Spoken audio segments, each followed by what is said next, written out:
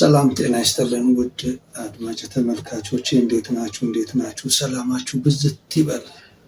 ሁልጊዜም እንደምለው ለሀገራችን ለኢትዮጵያ ሰላም፣ ፍቅር እግዚአብሔር አምላክ ያዝንብላት ያውርድላት ማለት ፈልጋለሁ። ዛሬ በአንድ ቪዲዮ መጥቻለሁ። እንግዲህ እየተለማመድን ያለው ነገር አለ። በጣም በቃ ነውራችን በዛ። ኢትዮጵያዊነት ስሜታችን የት እንደገባ ራሱ ግራ አጋባን።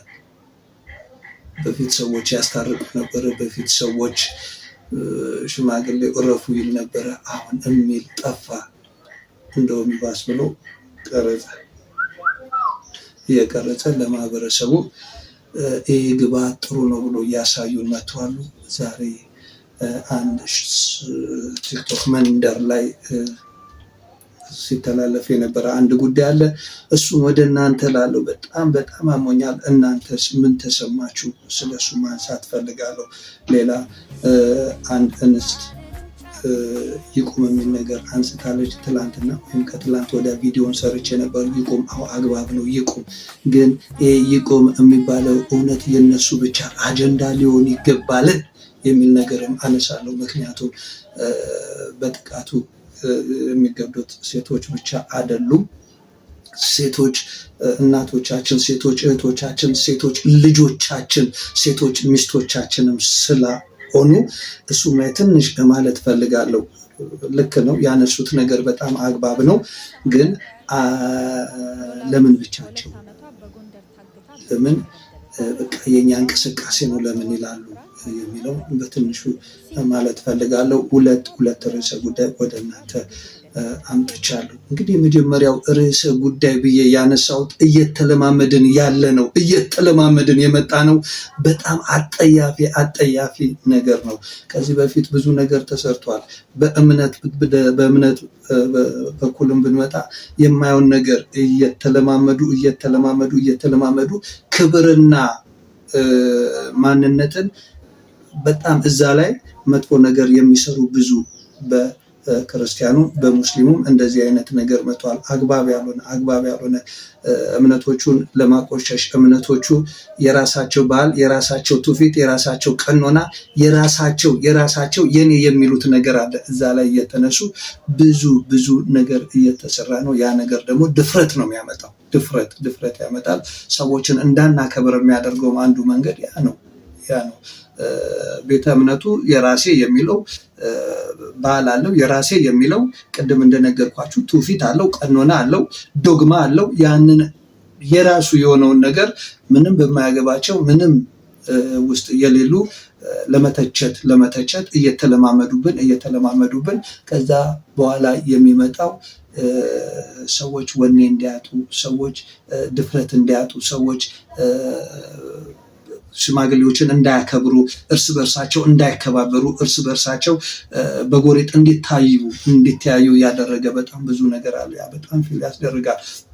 ይሄ ልምምድ ነው። ሰው መንግስት ባለበት እንደገና ሕግና ስርዓት አለ ተብሎ በሚታሰብበት በዚች ሀገር ውስጥ የዚህ አይነት ነገር ሲሰራ ዝም ማለት በጣም ከባድ ነው። እኔ ወደ ፖለቲካው አልገባም። ፖለቲካው የራሱ የሆነ መንገድ አካሄዳለሁ። ያንን ነገር ፖለቲካ ላይ ያላችሁ ሰዎች አግባብ ያልሆነውን ብትቃወሙ ላለሁ። ምክንያቱም በእርግጥ ሁላችንንም ይነካናል። ግን ተመራመርን የምትሉ ደግሞ በጣም ብዙ አላችሁ። ለምሳሌ ታሪክ ላይ የጻፋችሁ ነገ ተወቃሽ ነው የምትሆኑት እናንተ። ስለዚህ የሚሆነውን ነገር ይሁን ምናምን እኮ ችግር የለውም ምናምን ከምትሉ ጥንቃቄ አድርጉ። በጣም ብዙ ሰዎች የሞቱበት፣ ብዙ ሰዎች ይህንን ኢሹ አንስተው የታገሉበትን ነገር ዝም ብሎ ማለፍ አግባብ አይደለም። ስለምን እንደማወራ ይገባችኋል፣ እርግጠኛ ይገባችኋል። እኔ ማንሳት ስለማልፈልግ ነው። ግን ያበሳጫል። ብዙ የምንሰማቸው ነገሮች ያበሳጫል። ያንን ነገር ደግሞ ሁላችሁም ባላችሁበት እረፉ ማለትም ተገቢ ነው ብዬ አስባለሁ። ወደ መጀመሪያው ጉዳይ ልሂድ። የመጀመሪያው ጉዳይ እንግዲህ እዚህ ምስል ላይ የምታዩት እህታችን ቁጭ ብላለች። ቁጭ ያለችዋን እህት ደግሞ ሌሎች እህቶቿ ይሁኑ ጎረቤቶቿ ይሁኑ ግን አንድ ግቢ ውስጥ ነው የሚኖሩት። ኤኒዌይ ምንም ይሁን ምንም በዚህ አይነት መልክ እችን ልጅ እንደዚህ ማንቋሸሽ እና እንደዚህ በጫማ ጥፊ እየተንደረደሩ መምታት ምን ያህል ስብዕናችን የወረደ ይሄ መለማመጃ ነው። ቅድም እንዳልኳችሁ ነው። ይሄ ነገር ዝም ከተባለ ያው ብዙ ነገር ሆነናል። ያ የሆነብን ነገር በዛው ይቀጥላል ማለት ነው። ስለዚህ ዝም ባይባል ሕግ አለ፣ ፖሊስ አለ። ፖሊሶች ደግሞ ይህንን አግባብ ያልሆነ ነገር አምጥቶ እንዲቀጡ ማድረግ ኃላፊነት አለባችሁ ብዬ አስባለሁ።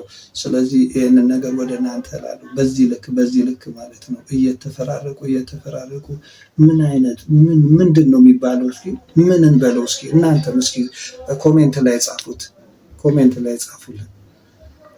እኔ በጣም ፊል ስላረኩ ነው ፊል አድርጌያለሁ። እናንተም ደግሞ የጻፋችሁትን ነገር ማንበብ ፈልጋለሁ። ምንድን ነው እየተኮነ ያለው? ምንድን ነው እየሆነን ያለ ነው?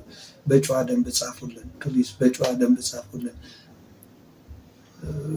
አግባብ የሆነውን ነገር አሁን ልክ ነው ምናምን ብላችሁ ብጽፉልን እንደገና ደግሞ ለዚህም ጥያቄ መልስ እንድናገኝ አሁን ለምንድን ነው የተደረገው የሚለውን ነገር በትክክል ለማምጣት አግባብ የሆነ ነገር ብጽፉልን እላለሁ።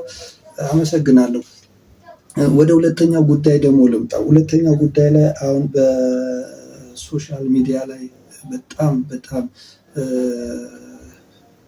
ሁሉም ሰዎች ፕሮፋይል ፎቶቸውን ራሱ እያደረጉ ያለ አንድ ጉዳይ አለ። ተው የሚል እውነት ነው። ያማል። ይህን ህመም ብዙ ጊዜ እኔም ራሴ እኔ በሚሄድበት በሶሻል ሚዲያው ላይ ሞክሬያለሁ። እባካችሁ ዛሬ አይደለም ትላንትና የሆነ ነገር ሲባል ቪዲዮም ቀርጬ ነበር። ከዚህ በፊት ጉዳት የደረሰባቸውን ሰዎችም አነጋግሬ ቪዲዮም ሰርቻለሁ። እንዲታይም ያረኩባቸው ብዙ አጋጣሚዎች አሉ። በተለይ የሚጠቀሱ አሉ አይደለ? እንደው ፍትህ አገኙ ተብሎ በሌላ በኩል ደግሞ ፍትሃቸው የተነጠቀ ብዙ ህፃናት፣ ሴቶች፣ ወጣቶች ለህይወታቸው መንስኤ የሆነ ነገር በአግባብ መረጃ ተገኝቶ ይህንን ነገር ያጠፉ ግለሰቦች ተፈርዶባቸው ከዛ በኋላ ፍርዳቸውን ግን በትክክል ሳይቀበሉ ዝም ብለው በጎንዮሽ ይወጡ አሉ እና ይሄ በመሰረቱ አግባብ አይደለም። በቃ ተፈርዷል። ፍርዱ ሰዎቹን እኮ ላይመልስ ይችላል፣ ደግሞ አይመልስም። ግን ቢያንስ እንኳን የተጎጂዎቹ ቤተሰቦች አሉ፣ እነሱ እረፍት ያገኛሉ። አሁን ግን ፍትህ ሲጓደልባቸው መጀመሪያ እረፍት አገኘን ብለው በቃ እንዲህ ነው ልክ ነው ፍርዱ አግባብ ነው ብለው የተቀበሉ ሰዎች ከዛ ፍርዱ እንደገና ተቀልብሶ ሌላ ነገር መስማት በጣም ያማል። በጣም ነው የሚያምነው። ለእነሱም እናስብላቸው እላለሁ። ወደ እንቅስቃሴው ልግባ። እንቅስቃሴው በብዛት ያው ይጻጻፋሉ። ሴቶቹም ራሱ የተግባቡ አይመስለኝም። እርስ በእርሳቸው እየተጋጩ ነው። ይሄ የእነሱ ብቻ አይደለም። በመሰረቱ የእነሱ ብቻ ሊሆንም አይችልም። ይምጣ ሲመጣ ለምሳሌ የሆነ ነገር ይቁም ብለን ስንነሳ እኮ እኛ የማህበረሰቡ አንድ አካል ነን። በዚህ ላይ እንደገና ደግሞ የሞቱብን እህቶቻችን ናቸው፣ የሞቱብን እናቶቻችን ናቸው፣ የሞቱብን ልጆቻችን ናቸው። ስለዚህ ለነዛ ዘብ ልንቆም ይገባል። ስለዚህ ይሄ ነገር የኔ ብቻ ነው፣ እኔ ብቻ በጣም እቀይረዋለሁ ብሎ ማጣቀሻ እያነሱ ራሱ መጥቀስ አግባብ አይደለም። በዛን ሰዓት የሆነው ነገር በሌላው ዓለም ላይ አስከብረው ሊሆን ይችላል። ያው እንደሚባለው ማለት ነው፣ እነሱ እንደሚሉት አስከብረው ሊሆን ይችላል። ግን ብቻቸውን እንደዛ አላደረጉ፣ ብቻቸውን በታምር አላደረጉ። ከጎናቸው ወንድ ልጅ ታቅፈው፣ ከጎናቸው ጎረምሳ ልጅ ይዘው፣ ከጎናቸው የኔ የሚሏቸውን ወንዶችን ይዘው ነው ያ ነገር የቀለበሱት የመለሱት ማለት ነው። ስለዚህ እናንተም የሚያስፈልጋቸው እንዲህ ነው፣ የሚያስፈልጋችሁ እንዲህ ነው። ሌደርነት በቃ ይብቃ። ሌደር ለመሆን አንምጣ። እኔ በቃ ኢሹን እንኳን እኔ ባነሳው ማለት ነው ክብሩን ማንም ሰው አይወስድብኝም። ክብሩ የኔ ነው። ግን በዛ ባነሳሁት እንትን ላይ እኔ መሪ ነኝ ብሎ መምጣት ራሱ አግባብ አይደለም። የሚያጣላችሁም የሚያጋጫችሁም ይሄ የስልጣን ሽኩቻው ነው።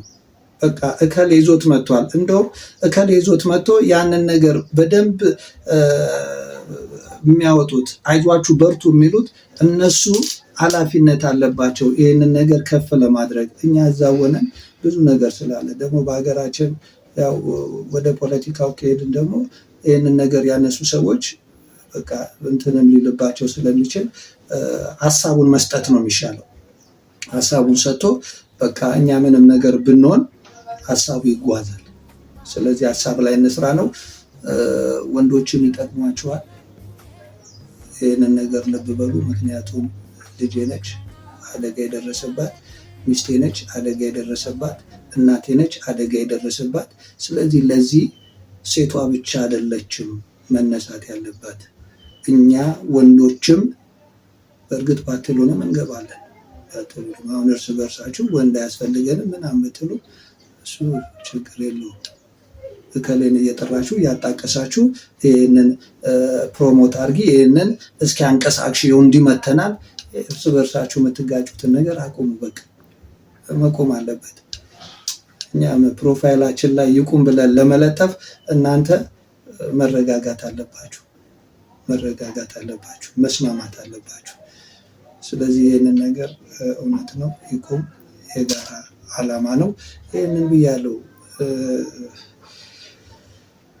ክበሩልኝ፣ እንግዲህ ክበሩልኝ። እንዲህ በጣም ፊል አርጌ የተናገርኩበት አሁን የመጣው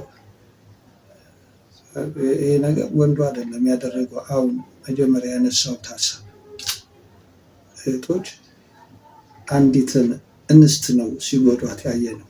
ስለዚህ ለዚህ ይቁም፣ ለዚህ ፍትህ መቆም ያለብን ሁላችንም ነን። እንዲህ ነው ተብሎ መነሳት ያለበት።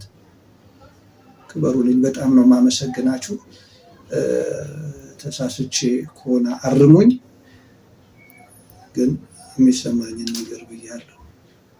ይህ ክራር ሚዲያ ነው። ይህንን ክራር ሚዲያ ደግሞ ሰብስክራይብ በማድረግ ቤተሰቡን ላይክ እና ሼር ማድረጋችሁን ላስታውሳችሁ። እንዲህ በማድረጋችሁ ደግሞ ሌላው ጋር እንዲደርስ ይደረጋል። ስለዚህ ክራር ሚዲያ ከፍ እንዲልና በጣም ሌሎችንም ኢሹዎች ይዞ እየመጣ ለእናንተ እንካችሁ እንዲል እጠይቃለሁ።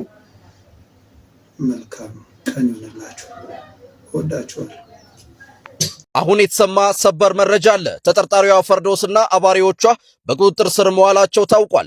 በማህበራዊ ሚዲያ ሰፊ ቁጣን ባስነሳው ጥቃት ቪዲዮ ውስጥ የተሳተፈችው ፈርዶስና አባሪዎቿ ህብረተሰቡ የሰጠውን መረጃ ተከትሎ የአዲስ አበባ ፖሊስ አባላት በተቀናጀና ፈጣን ኦፕሬሽን ተጠርጣሪዎቹን በቁጥጥር ስር መዋል ችለዋል። የህዝብን ሰላምና ደህንነት ለማስከበር ጥፋተኞችን ለፍትህ ለማቅረብና የህግ የበላይነትን ለማረጋገጥ የአዲስ አበባ ፖሊስ ላሳየው ፈጣንና ቁርጠኛ ተግባር ከፍተኛ ምስጋና ይገባዋል። በዚህ እህታችን ላይ በደረሰው ጥቃት ለተጨነቁ ሁሉ መረጃውን ሼር አድርጉላቸው። መልካም ጊዜ